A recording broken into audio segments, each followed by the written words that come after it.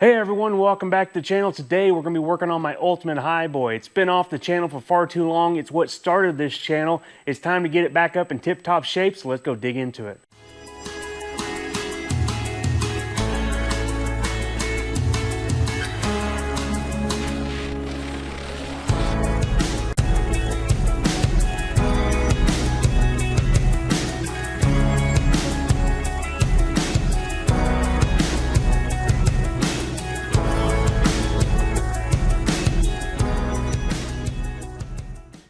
Hey everyone, welcome back. So yeah, today we're working on my 67 Ultimate Highboy back here, and this truck might be the reason some of you people are here watching right now, because this is what started this whole channel.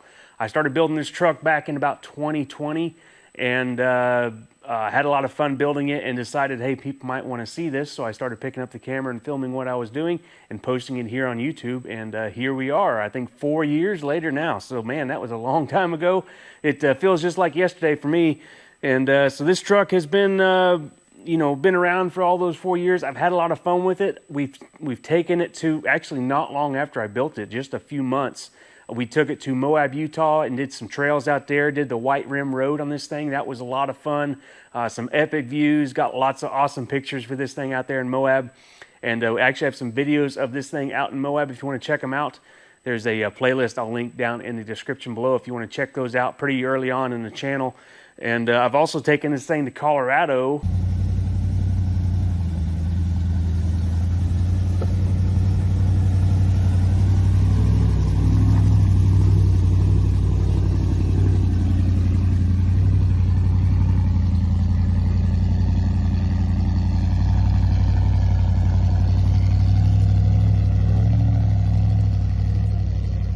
That was 2 years ago now.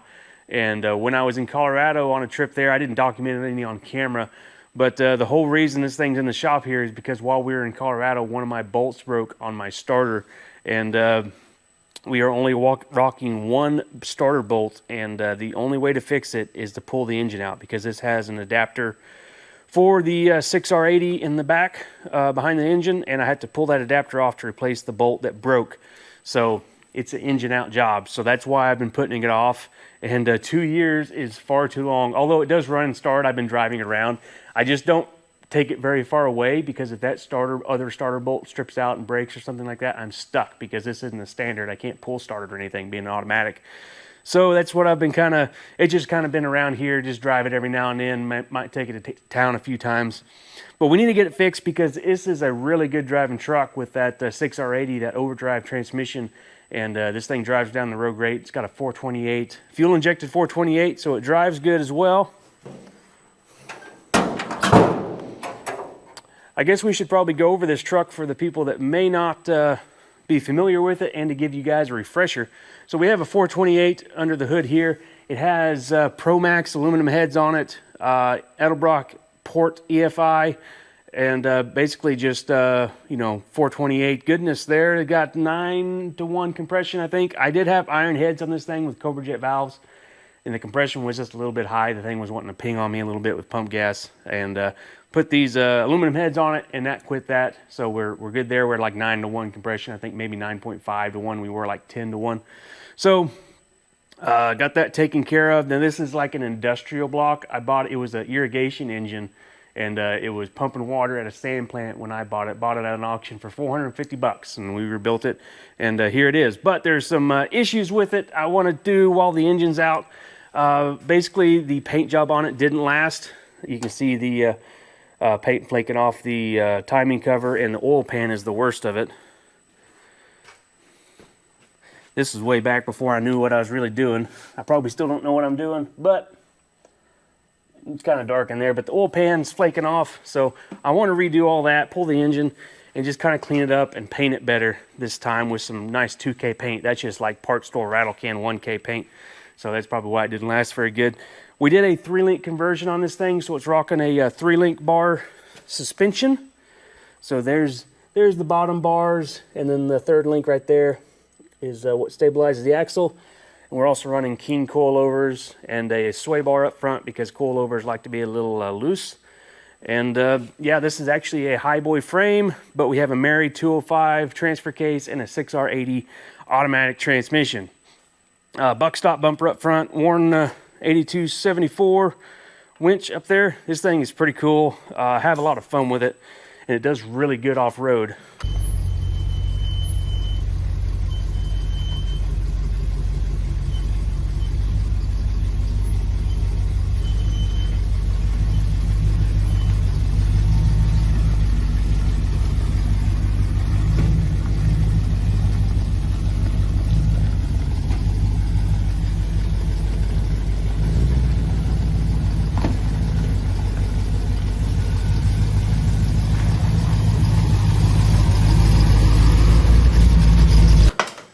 Up here in the cabin, there's stuff I want to take care of in here as well. The seat, this is the rear bench seat out of the 67 crew cab I got, and it's way too high. I sit way too high on it. I think I want to put some like PRP suspension bucket seats in it.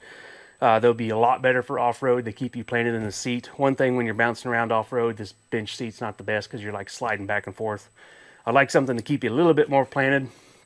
I'm not really excited about this steering column I put in here, but it's going to be a pain to change it, so I think we're just going to leave it, but we'll see. I want to do something different with the floor mat.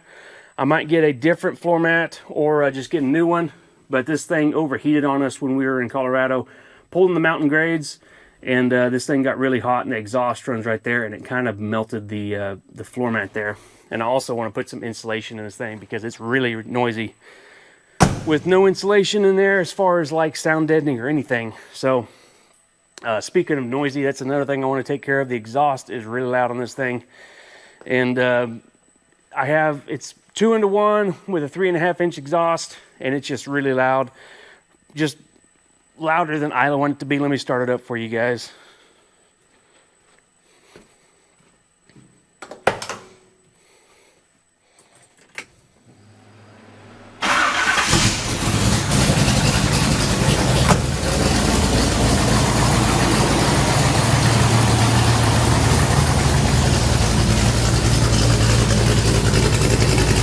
So it has a really good tone to it, really choppy idle. I really like that. I just wanted to take it down from like 10 to like maybe 6.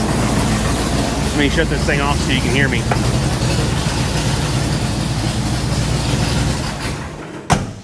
Yeah, I want to knock that down just a little bit, mainly for like when we're off-roading and stuff. It gets really annoying when you're sitting here idling and you're trying to communicate with your spotter and stuff, and you got that loud exhaust back there. A little towards me, towards me, towards me, towards me. There you go, you got it. That was perfect. So I'm not quite sure what I'm doing there just yet. I might be putting like a big diesel muffler on it to quiet it down, or another secondary resonator, but I'm not sure that's going to quiet it down enough. So let me know down in the comments what you guys think I should do, because I'll probably be doing that later on in the build series on this. So I know it sounds great. Every time I say something about this, everybody's like, oh, it sounds great. I wouldn't change a thing. I agree. I just want the volume to be down a lot. You know, the sound is great. I just want the volume down. So we'll see what we end up doing there. We do also need to change out the radiator. Like I said, when we were in Colorado, this thing was overheating on me something terrible. I had to stop every 10 miles and splash water on the radiator.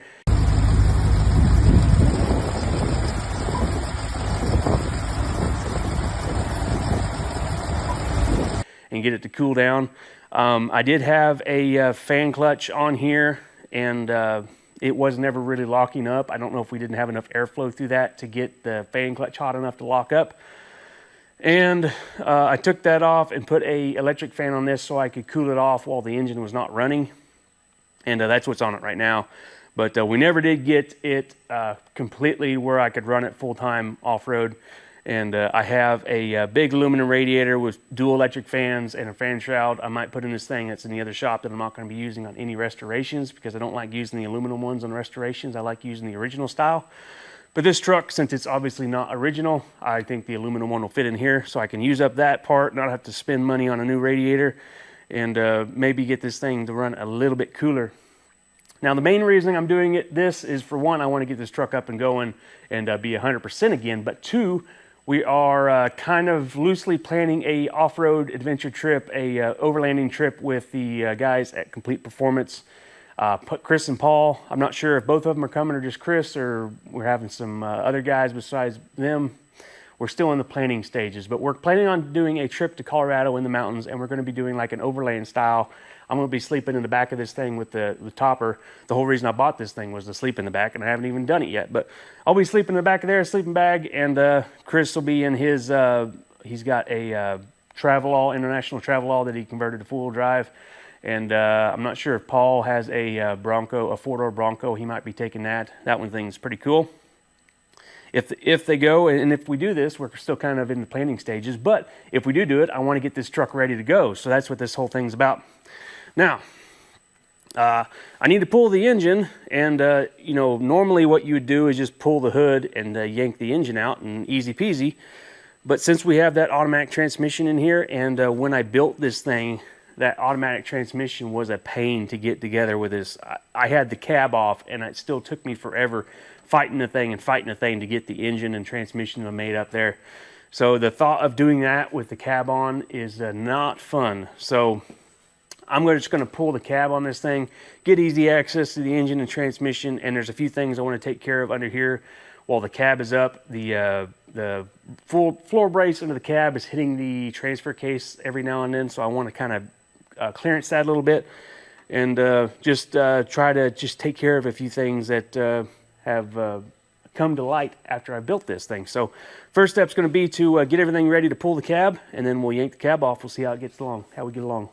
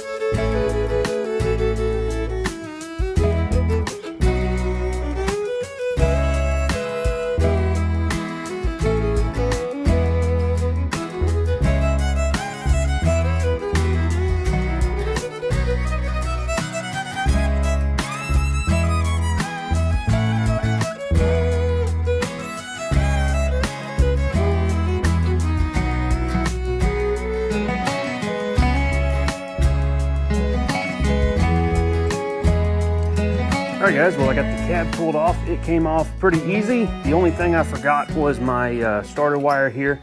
I didn't get it disconnected, but luckily I caught that before we got too high up and didn't damage anything basically. I did have a mishap with a return line off the Hydro Boost. Leaked a bunch of ATF. I originally was worried it was one of my cooler lines here that got pulled and snagged on something and pulled it off of that fitting. But it was just the return line from the Hydro Boost, and since it was lower than the reservoir up there for the pump, it drained everything out. But I caught that and got that taken care of, and it went up really easy actually. I was kind of worried about my shock towers catching on the inner fender, but once I pulled it up, since it's tapered, once I pulled it up, it gained more clearance as I went up. So that all worked out. The one thing I noticed is we have a hole in my bell housing, which is from this bolt right here on the transmission cover. So apparently that is my rubbing issue and grounding out issue I've had on this thing ever since I built the thing. I thought it was back here on the transfer case hitting the floor support on the cab because it was really close, and it actually broke my vent here. I'm going to have to change that. But actually it was up here on this, which if I would have known that, I could have just backed that screw off or changed it or, you know, something, and it would have fixed it. But no, it put a hole in my bell housing. So I thought it clearanced itself, and that's why it kind of quit making noise unless you hit a really big bump. But actually it was because it put a hole in the dang thing. But at least it's in the bell housing and not the case of the transmission. So I'll kind of plug that with some silicone and call it good. You can also see now that I have the cab pulled of all the grime and grease that's on this thing. And that's kind of another reason why I wanted to just pull the engine and put it on an engine stand, clean it all up. And it looks like the paint on the block actually might be pretty good. We might get away with the paint, but it's just, FEs are really hard to seal up, and I didn't do a good enough job the first time I built this engine, and the intake manifold was leaking really bad. And that's what caused most of this. Now, I did, when I put the aluminum cylinder heads on it, I resealed it up. And I think we fixed it that time, but the damage was already done. There's already oil residue all over the engine, and it got all dirty. And our oil pan was leaking. I had to patch some holes in it that had some rust holes in it that I didn't know when I put it in. But we'll be changing that out too, put a new oil pan on it. But this right here is why I pulled the cab instead of just pulling the engine. See, we have our adapter plate for our 6R80 right here. And all of this, because it's so close to the top of the cab there, it's just going to be really hard to get to. Now I could pull that trans tunnel off and gain more access and all of that, but I figured it was, since I had the lift here and is available, I figured I'd just pull the cab and get it off of here. Now over here, I don't think we're going to be able to see it. There's the starter, but the bolt, well, yeah, we're not going to be able to see it, but the bolt that broke off is back up in there. And what I ended up having to do when I built this thing, because we have the headers and the way the starter is positioned, I had to rotate the starter to get it to clear. And they didn't have holes in the adapter plate for that, and I had to drill and tap new holes. And one of them, I had to end up putting a bolt through and sandwiching it between the case of the transmission and the adapter plate. And that bolt is what broke. So I have to take the transmission off or the engine off and knock that broken bolt out and put a new one in. And I think it got loose and the starter was torquing and snapped that bolt is what happened there. So I'm going to get this thing cleaned and soaked in degreaser and then pull it outside and steam clean everything the best I can. And just try to get it all cleaned up before I start pulling the engine out. And then once I get the engine out, I'll get it on a stand and do the same thing. While it's here, I'm thinking I might send the shocks, the coilovers and rear shocks off to get revalved. They seem to be really stiff for the weight of this truck. And my buddy that sent me these PMF suspension there in Arizona, he deals in all Super Duty stuff, you know, so a lot heavier trucks than this. So I think the valving is just a little bit too tight for this truck. I want to loosen it up a bit, especially in the rear. And I think we're going to be doing something with the springs as well there. So basically now it's just going to be cleaning this thing up, make sure everything's all sealed up so I can pressure wash the engine and try to get it as clean as I can. And then we'll separate the two and get the engine on a stand and get forward with the improvements. So I'm going to get after it. All right, well, I have the engine back inside here. I took it outside and steam cleaned everything as best as I could. and started tearing things down, getting it ready to pull the engine. Just all the stuff I need to do, like I have all the torque converter nuts off. I have all but 2 of the bell housing bolts. And I did stuff like I pulled the power steering pump off just so I didn't have to undo the lines. And I pulled the passenger side header off because it gets really close to the shock tower and my reservoir line here, so it should give me more room while I pull it off. And I have the starter out here, so I wanted to show you guys kind of the whole reason we're doing this. It's kind of dirty in here. I didn't get it, wasn't able to get it clean back in here. But this right here, this hole right here is the one that broke. So there is actually a 1/4-inch bolt that is underneath here that is stuck through there, that broke off, that I had to bolt in there, and then a nut on the back side of the starter. Well, it broke off back in here in the adapter plate. So that is what I'm going to be replacing. And I had that bolt, and then I have one back here, and that was the only one that was holding it. What I think I'm going to do moving forward is I'm going to drill and tap another one right here for the 3rd hole. I should have done that originally. It probably would have caused all this headache to go away, and wouldn't be having this problem. But you know, hindsight's always 20/20. And right there you can see one of the original bolt holes, and right there. And I actually think, yeah, maybe that's why I didn't use this one. The adapter plate didn't use that 3rd hole anyway, but it was clocked more this way, and it caused that solenoid to hit the header there. So that's where the original bolt holes are. So anyway, we're gonna get this thing pulled apart, and we're gonna fix that on the adapter plate. I also think I'm going to do a reseal on the intake manifold. I don't think it's leaking, but we have everything apart. We might as well make sure we do a good job and get everything sealed back up, and just do new intake gaskets, new what do you call it, China wall sealant there. And I don't think I'm pulling the heads off unless I see anything that looks like I need to pull the heads off, you know, anything like it's leaking further or anything like that. But I don't think we need anything to do with the heads or the cylinders. But I do want to pull the transmission pan off. We're going to put new gaskets on the transmission. We have actually two gaskets because I have a windage tray, so double the opportunities to leak there. We're going to redo that. I'm also going to pull the timing cover, redo that, and just try to take care of everything that would cause leaks and problems before we get moving on down the road. So once we get the engine pulled out, I'm going to get it put on a engine stand, and we'll start stripping it down.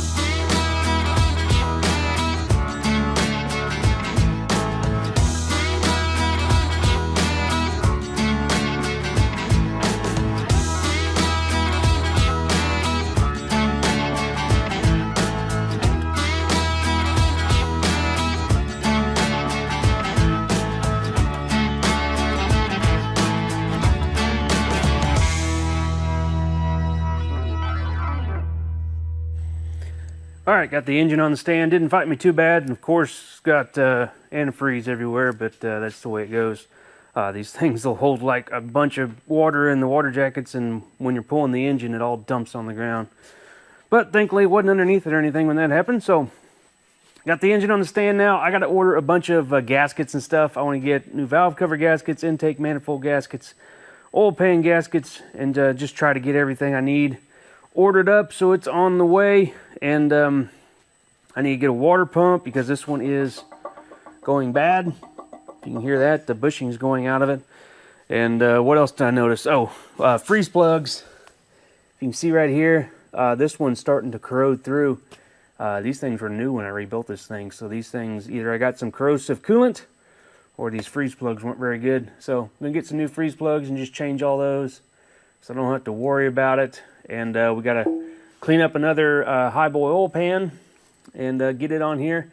The block actually cleaned up a lot better than I thought it would. I kind of thought all the paint was gonna flake off of it, but really we only got right here in the corner coming off, and that's probably from me cleaning it with a steam cleaner. So we might just leave the block alone as far as paint goes. It doesn't need to be perfect. Might just paint a new oil pan, paint a new water pump. I'm not sure about the timing cover. If I yank that off, I'll probably paint it too. We'll just see how we get along. I guess the next step's just taking off all the little stuff and getting it stripped down to the bare minimum. I do want to check out the bearings. We'll do that once we get all the stuff off of it, and I can flip the thing over and take a look at those bearings, because I had an issue with the intake manifold gaskets.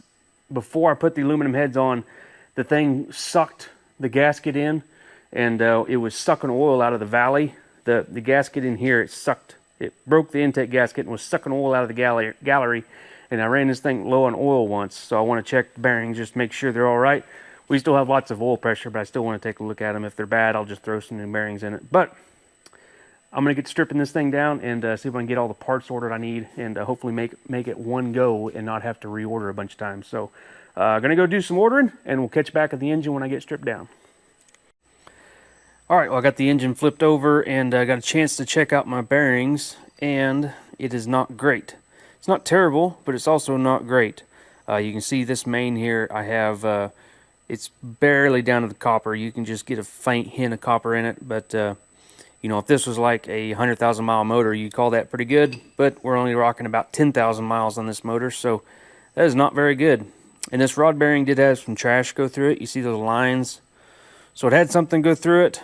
You know, it's not terrible. This would definitely run, and we obviously have oil pressure, because I could tell whenever I was running it, the thing still had oil pressure. But since we're this far in it, I think I'm just going to throw a set of bearings in it. And I considered just rolling them in, which the rods, it wouldn't be any problem at all. But the mains, it gets kind of tricky. You can roll them in.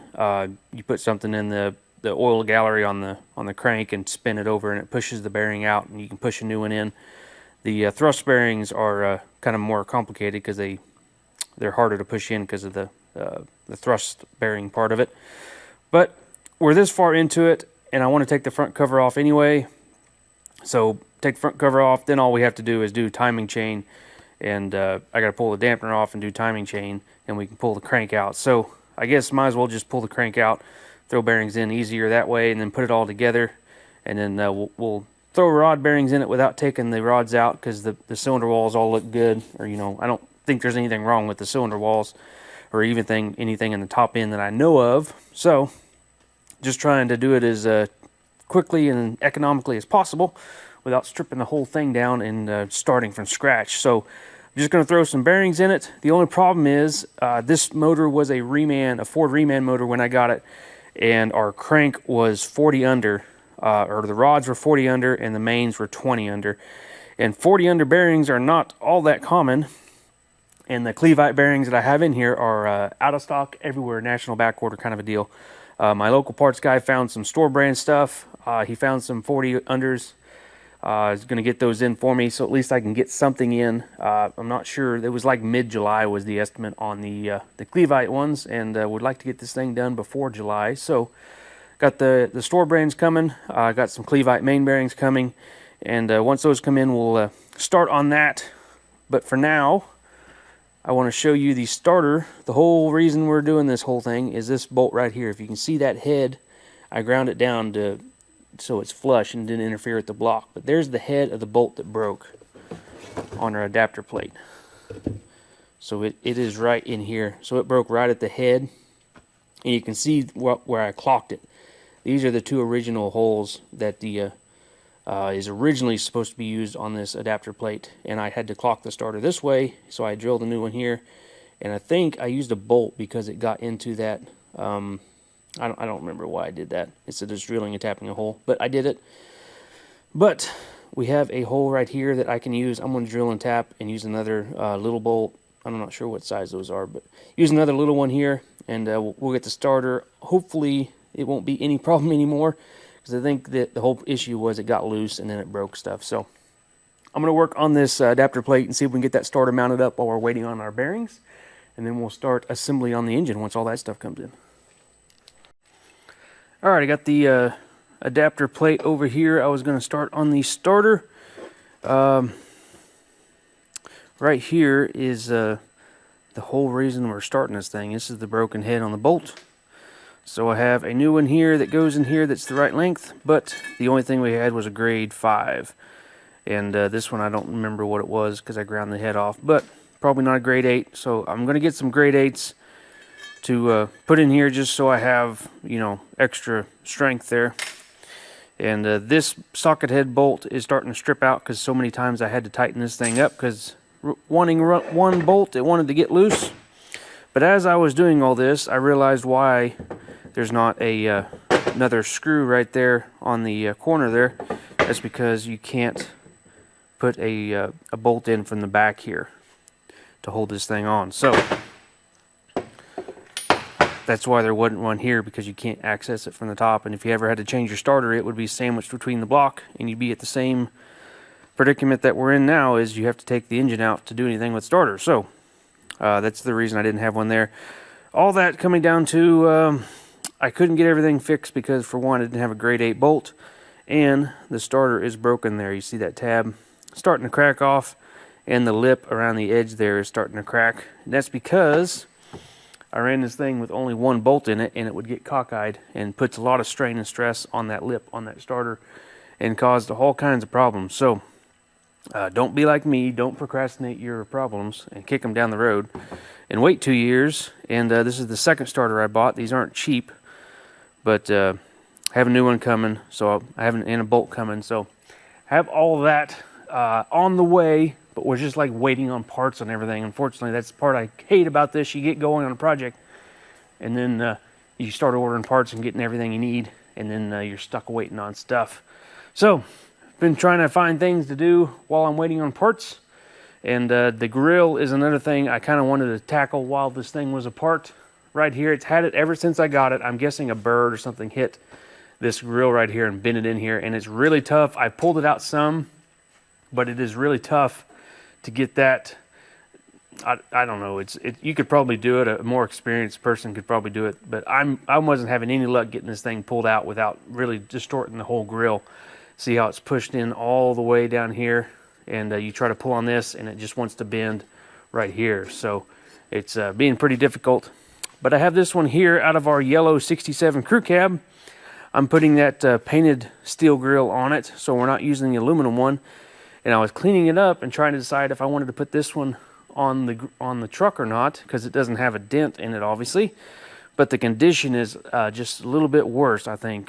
Just a lot more like sandblasted look, a lot more pitting, and there's some damage right here. The headlight doors for sure are not as in good a shape, but I could use those on this one. So haven't decided yet. There's some marks right there that aren't so great, where this one is pretty much perfect other than that spot right there. So kind of not sure what I'm going to do there, if I'm going to leave that one or use this one here. Another thing I want to tackle is the rear springs on this thing. I have Skyjacker 4-inch Highboy lift springs on it, and they are really, really rough. This thing rides terribly rough in the back end. Now, Skyjacker calls these springs soft ride, and they're definitely not that. I don't know if it's something in my setup, if the valving in my shocks in the back is too stiff or something of that nature, but man, this thing rides like a logging truck in the back end. It's just, for what I'm doing with this thing, it's way too stiff for off-roading and stuff. It just slows you down too much because you're always driving slow because your back end's so rough. Now, front end, with the coilovers and everything, it rides great in the front end, but the back end is for sure needs some work to keep up with the front end. So I had a couple options in my mind. I had Deaver leaf springs. I could get like I know it's not the best solution, but I could get Chevy 1500 Deaver leaf springs and use the shackles and everything for that, and just mount a whole new leaf spring setup on the back of this thing, and Deavers ride amazing.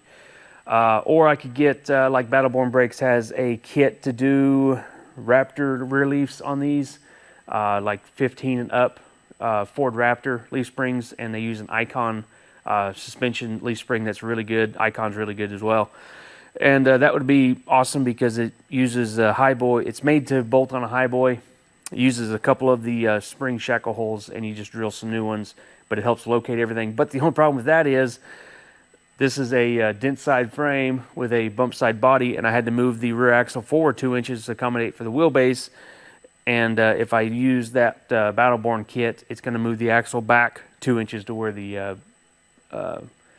dent side wheelbase is, so I lose all the benefits of having that that kit that I can just bolt on, drill a few holes and bolt on, because I'd have to move everything forward 2 inches, so then you're just starting over from scratch again. So a couple ideas up in my head. I'm not sure what I'm doing there. I also have F100 four-wheel drive springs right here. These right here, these are actually for our 67 crew cab, but they will do the same thing without any special blocks or anything, because the spring bolts on these is 2 inches farther forward on these than the Highboy stuff. So if doing nothing but bolting these on a dent side frame and using the leaf spring bolt as your center point, your axle will be 2 inches farther forward, like if you're using a bump side cab like I am here.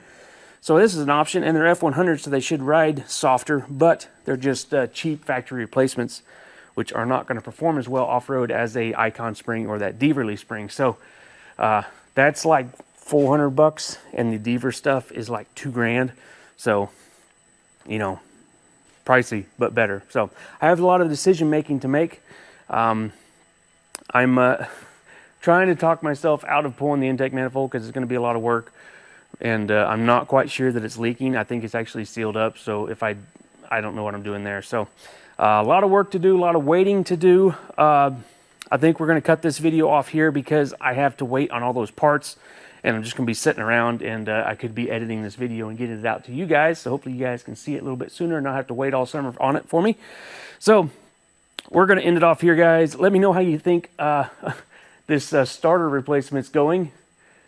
You guys like this kind of content? Give me a thumbs up if you like this truck. I'll see you guys in the next one. Subscribe for more. Thanks, guys.